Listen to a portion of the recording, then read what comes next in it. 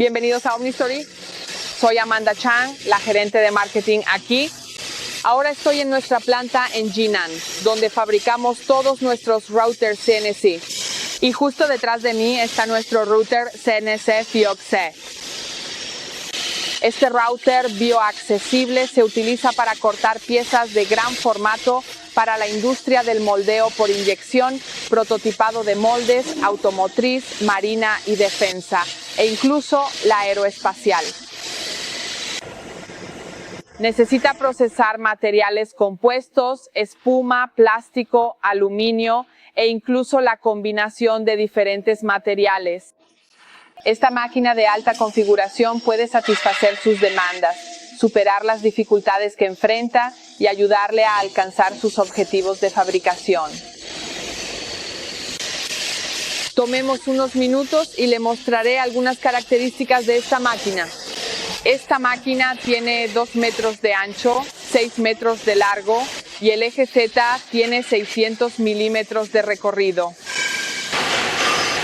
Ahora es de 30 kilovatios. 18.000 revoluciones por minuto máximo. La marca es Iveco, fabricada en Italia. El chorro de aire está dirigido a la punta de la herramienta para rociar aire, líquido y niebla, enfriando la temperatura de la herramienta para prolongar su vida útil. Controlador sintético avanzado. Muestra coordenada actual, velocidad de usillo, velocidad de trabajo y tiempo de procesamiento. El controlador configura la rueda de cabeza, lo que facilita la operación en la máquina.